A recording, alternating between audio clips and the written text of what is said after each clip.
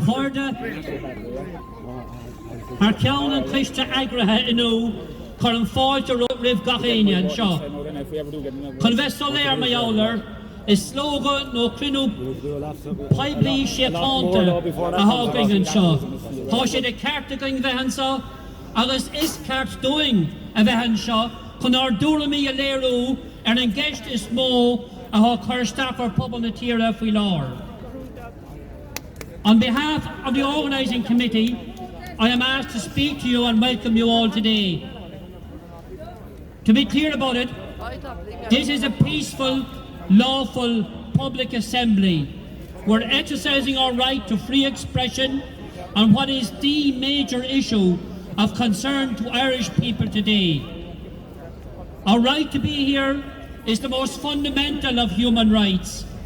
If we yield this right, we may as well put chains on ourselves and accept the conditions of slavery.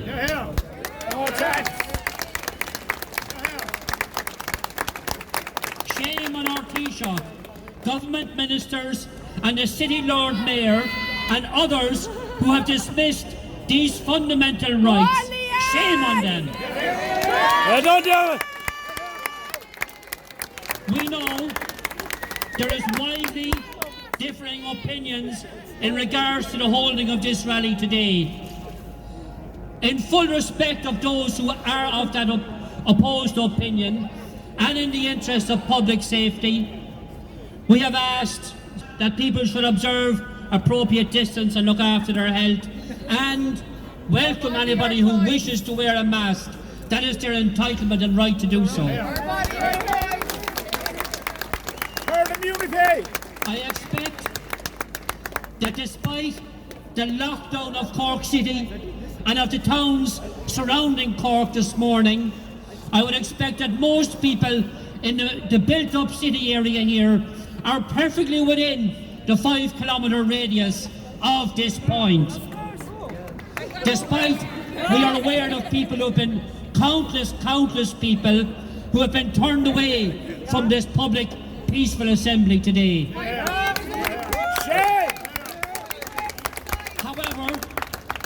However, when the nations of the world agreed the Universal Declaration on Human Rights in December 1948, at the end of World War II and the defeat of fascism, they stated that such rights exist without geographic limit. They said in Article 19 of the Universal Declaration, everyone has the right to freedom of opinion and expression. That right includes the freedom to hold opinions without interference and to seek and to impart information and ideas through any media, regardless of frontiers. Article 20 said, everybody has the right to freedom of peaceful assembly and association.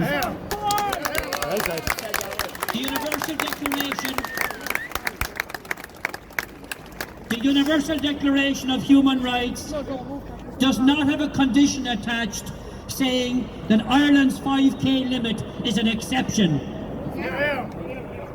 Neither does the Charter of Fundamental Rights of the European Union, and neither does Bunnock na HÉireann, all of which confirm what are inalienable fundamental human rights. Yes.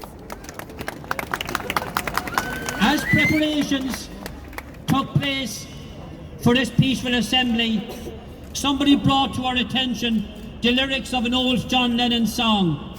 It seems to match exactly the mood amongst an increasing number of people today. The lyrics include the words, I won't try and sing like John Lennon. They include the words, I am sick and tired of hearing things from uptight, short-sighted, narrow-minded hypocrites. All I want is the truth. Just give me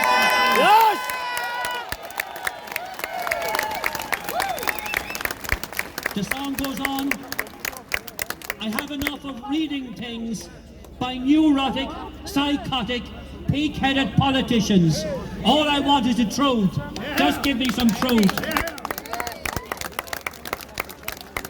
We have to ask, when did truth become something radical or cause us to be linked with either far right or far left politics? Because we are neither. We have been falsely labelled and called the most unbelievable names. We have been threatened physically, we have been threatened with arrest and prosecution, and yet we have broken no laws whatsoever.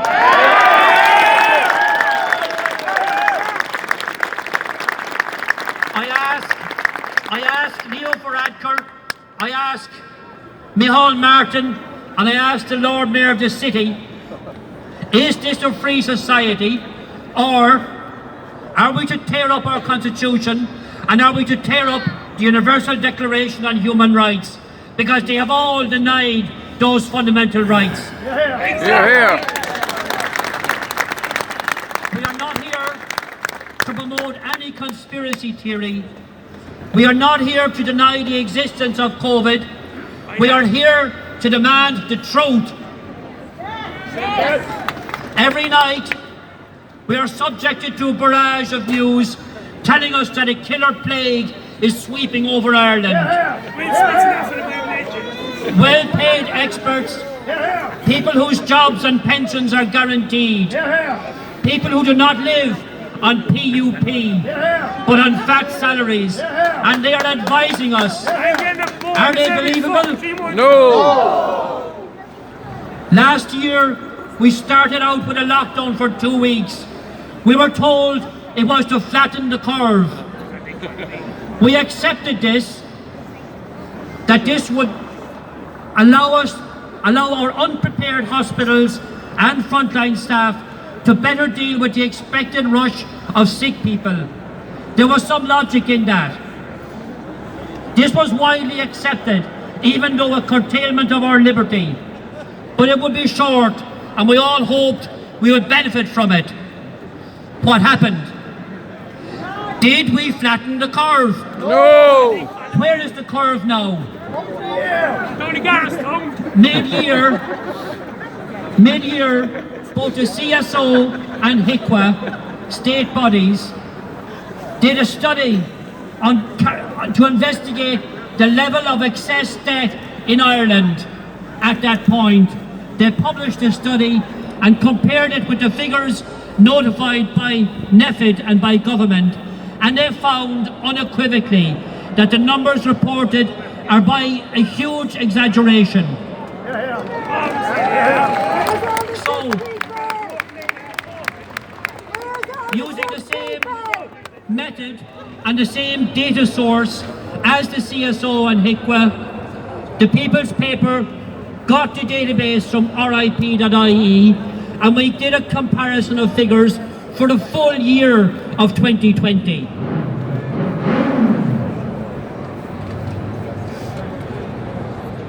We published this, and if anyone wants to see it, it's easily available.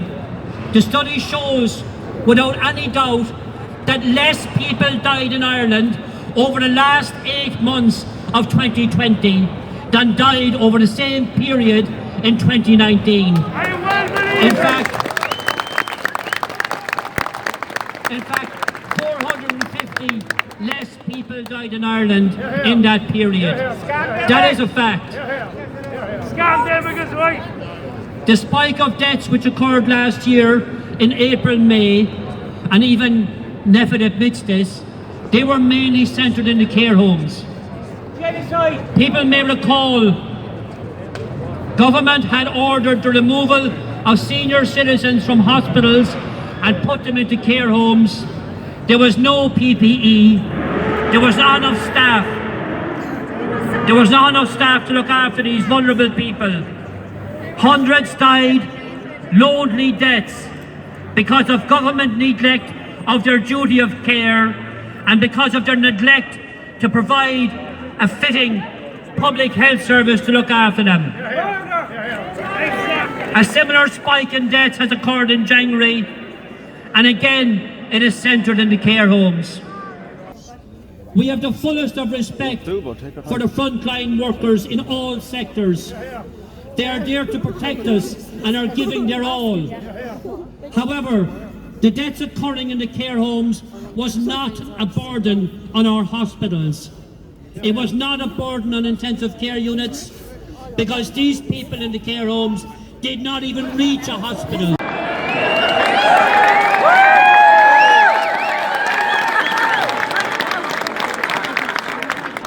On December 17th, Leo Varadkar was on the RTE 6-1 News, and he quoted a very interesting thing.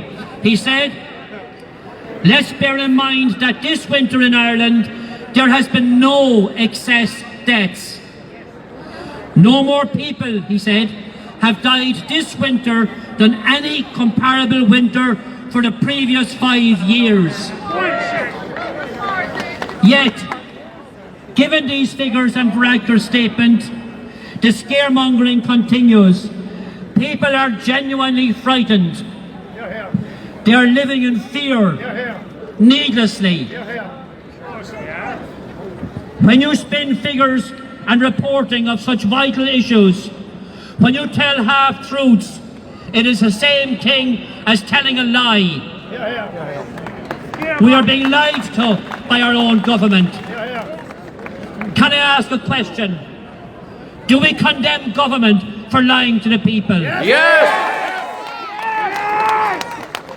In September, Dr. Nabarro, the chief COVID spokesperson for the World Health Organization, stated that WHO policy was not to recommend lockdowns. He stated clearly that lockdowns do nothing but cause poverty. And suicide. He was heavily criticised. He was heavily criticised, and so in October he clarified his statement, and I quote, "Lockdowns, quote, are only to be used by authorities to buy time to set up effective public health systems." He said, "Lockdowns have just one consequence that you must never belittle, and that is making poor people poorer." And he said, "We may have a doubling of poverty and malnutrition on a global scale, and that is directly related to the policy of lockdown. We are well beyond the period of buying time. The 2 weeks to flatten the curve is a year ago, and we are still in lockdown. Why is our government operating against this recommended policy of the World Health Organization?" Another undeniable fact, and one government and mainstream media has not critically answered. That is, why is our lockdown the longest of any state in Europe? We're locked down 5 times longer than Germany is. There are 8 countries in Europe that have had no lockdown at all, including Greece, Hungary and Poland. And their people are no worse off for it. In fact, they are faring better because they do not have the financial impact on top of them as we do. This week, the Finance Minister announced there will be increases in income and business taxes to pay for the cost of COVID. But will they tax the likes of Apple or Microsoft? No! Will they tax the vulture funds? No! Who have been allowed to operate as if they were charities and therefore pay no taxes at all? Of all the relief paid out by government, will it be to stop the banks moving to repossess the homes of working families that have fallen behind in their mortgage payments? I doubt very much it will. The answer is no. The giant corporations, the banks, the vulture funds will carry on as before. It is the working people who are being imposed upon, nobody else. Leo Varadkar told us some weeks ago that our bill was now at 50 billion euros. 50 billion. This money, borrowed from Europe, was printed. It was created out of nothing by the European Central Bank in its quantitative easing programme. No work days were expended to create that wealth. None. It was created on a computer keyboard. But real working days will be used to repay these borrowings, like the last time when we were forced to rescue the banks and rescue the euro currency after the 2008 collapse.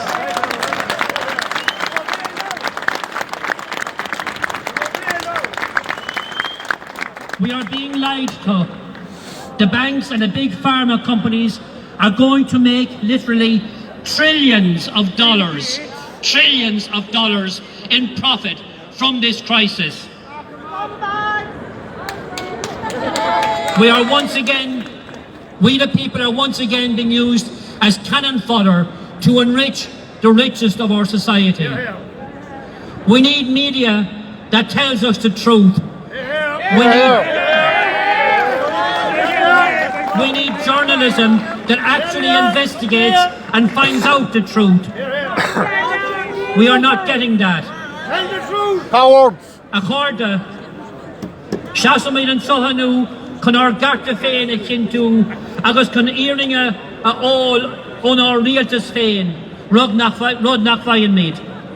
Shasamid and Sohanu, a lorag chorus quorum slainte, a yearian gach galler, shakas ein count of oin. We are here to demand the truth from our own government. We are here to demand proper public health services, one that addresses all of the illnesses, not just COVID-19.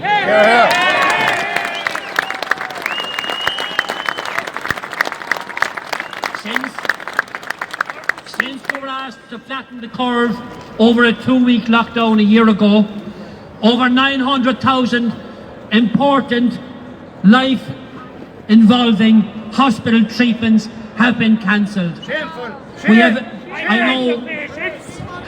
I know one member who has been on the organising committee, for which I have been asked to speak, has 2 forms of cancer. His treatment was stopped in January and he has the next appointment in August. If the man lives, he'll be lucky. 170 people die every week in Ireland from cancer. People are dying from cardiac care not treated. People are dying, taking their own lives. I have 2, I would say, good acquaintances whose lives they've taken themselves in the past 3 months. I will believe it. Mental health is not being issued. A large proportion, someone told me, one GP said, 35% of the teenagers presenting to GPs at the moment are suffering from mental illnesses. This is not a proper public health service. We are focusing purely on one disease, which, as it happens, is a minor actual cause of death. We will see now. In the last week they've told us that thankfully numbers are coming down. I would put it, that is because spring is in the air. The summer is coming, and flu-like symptoms, which is what COVID displays, are missing in the summer. They reduce dramatically. That is coming. It happened last year. It will happen this year again. We need a focused public health service dealing with those who are vulnerable. We need community advice to ask people to take care of themselves, especially if they have a vulnerability. Simple things, for example, like taking vitamin D. Irish people in general are low in vitamin D during the winter months, yet there are countless studies worldwide which tell you have less chance of being impacted by COVID if your vitamin D levels are set. Now, up to 2 weeks ago, NEFIT denied that this was true. In the last week, they have had to accept it. Shame on government.